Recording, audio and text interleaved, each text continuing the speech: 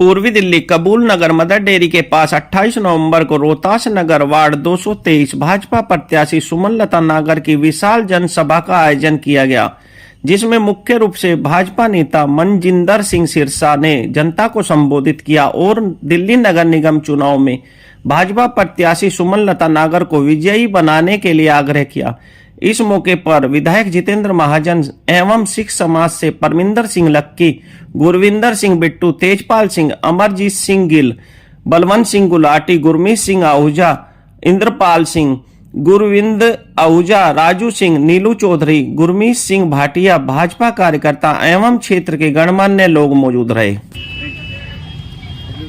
सिरसा जी जड़े सेवा दे काम दिल्ली वास्ते कर रहे हैं वो असी सब नूं पता है, चाहे वो डायलिसिस सेवा हो, चाहे वो गरीब लोगों वास्ते दवाइयां वंडन वाली सेवा हो, और कोरोना कालेज जड़े गुरुद्वारा साहब तो अभी देश के अंदर जिस तरीके हमारे गृह मंत्री जी ने दिल्ली की कॉरपोरेशन का एकीकरण किया, अब दिल्ली की सरकार से पैसा नहीं मांगना पड़ेगा, केंद्र सरकार जो पैसा देगा कॉरपोरेशन को और दिल्ली सरकार का दिल्ली सरकार को। उससे क्या होगा, सबसे पहले तो 44,000 करोड़ रुपए बकाया मिलेगा। जिस दिन कॉरपोरेशन को 44,000 करोड़ बकाया मिलेगा, एक ही दिन के अंदर कॉरपोरेशन की दिक्कत बदल जाएगी। भारतीय जनता पार्टी जिंदाबाद। देखिए, अरविंद केजरीवाल एक महान बेईमान आदमी हैं। दुनिया के जो बड़े नटवरलाल हुए हैं उनके और अरविंद केजरीवाल की सारी खूबियां मिलती हैं। देश और दुनिया में जो बड़े नटवरलाल हैं उनकी यही बात रहती है, वो लोगों को ऐसा संदेश देते हैं जैसे हम कुछ देने को आए हैं और तुम्हारा सब कुछ लेकर चले आते हैं। अरविंद केजरीवाल भी वही लोग हैं। हम सबसे पूछा क्या तुम्हारा बिजली का बिल नहीं आता, सबने कहा झूठ बोलता है, बिजली का बिल आता है। हमने पूछा क्या पानी फ्री मिलता है, सबने शोर मचा के कहा नहीं, पैसे देने पड़ते हैं और गंदा पानी पीना पड़ता है। और ऐसे में इन्हीं के पैसे खर्च करके गुजरात में जाके झूठ बोलकर नटवरलाल बोलते हैं बिजली का बिल ही नहीं आता। आपका आता बिजली का बिल? जी आता है। आता है जी। भाई साहब आपका आता है? 50,000 मेरा आता है जी। तो मैं तो सबके आपके सामने पूछ रहा हूँ, तो फिर वो आदमी इतना एक सवाल में एक सवाल पूछ रहा हूँ। बिजली का बिल सबका आता है, आपने मन से भी बात की, लेकिन मैं सवाल पूछना चाहता हूँ, कौन सा कैडर केजरीवाल जी इस्टेब्लिश करना चाह रहे हैं दिल्ली एनसीआर में? आपको क्या लगता है?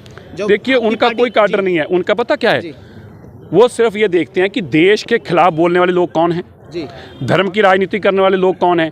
अगर अरविंद केजरीवाल जी देशभ्रष्ट होते तो केवल और केवल मौलवियों को या मौलानों को सैलरी ना देते, वो मंदिर के पुजारियों को भी उतना ही मान सम्मान देते।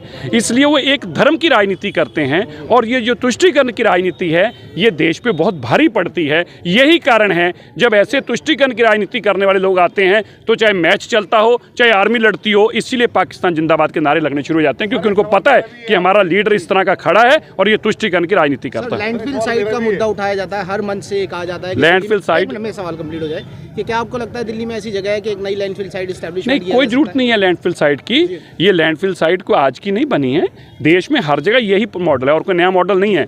और दिल्ली, मुझे बधाई मैं देना चाहता हूँ हमारे देश के गृह मंत्री जी को, दिल्ली अकेली ऐसी राजधानी है जहाँ पर आज इसी कूड़े से, लैंडफिल साइट से ही बिजली बनती है, इसी कूड़े से खाद बनती है और इसी लैंडफिल साइट से अब सड़कों के अंदर जो लुक का काम करने का उसमें भी ये डलती है। इसलिए ये आदमी फ्रॉड है, झूठ बोलता है। इसको पूछो, अगर लैंडफिल मुद्दा है मैं मान लेता हूँ, अगर गंदगी मुद्दा है तो सबसे पहले तो यमुना साफ कर।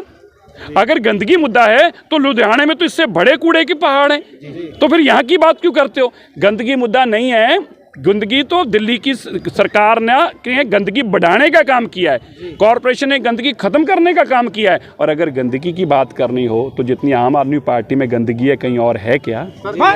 देखिए, हम कह रहे हैं कि ये जो दिल्ली के अंदर एमसीडी का चुनाव हो रहा है, ये सिर्फ एक एमसीडी में कोई कूड़ा करकट या सफाई का चुनाव नहीं हो रहा, ये बहुत बड़ा चुनाव हो रहा है।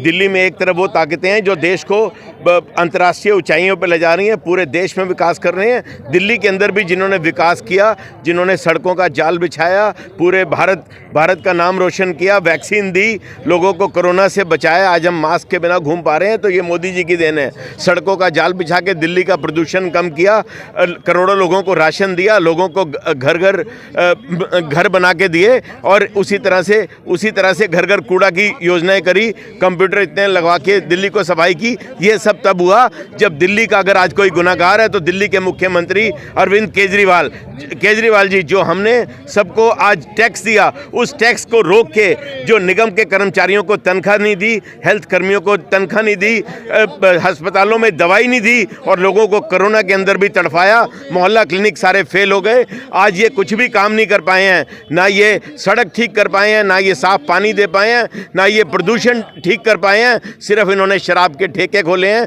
और उसके अंदर भी कमीशन खाई है। जो इनके स्कूल थे उनके अंदर भी घोटाला है, जो इनकी बसें हैं उनके अंदर भी घोटाला है।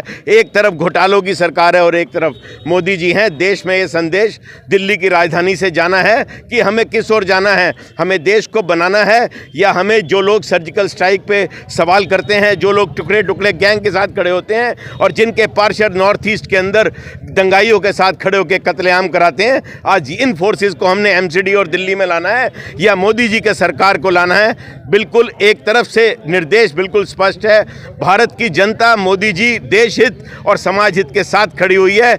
जो निगम को गला घोट के इन्होंने 5 साल जो जुल्म किया है उसकी सजा मिलेगी, उसकी सजा जरूर मिलेगी। और 4 तारीख आने वाली 4 तारीख को दिल्ली की जनता कमल पे बटन दबा के इन्हें ये संदेश दे देगी, हम जानते हैं हमारे यहाँ निगम को आपने हमारे फंड से ही वंचित रखा और दिल्ली को बर्बाद करने के लिए अगर कोई आदमी और सरकार जिम्मेवार है तो आम आदमी पार्टी की सरकार, और उसको सजा मिलेगी। 4 तारीख को बराबर मिलेगी।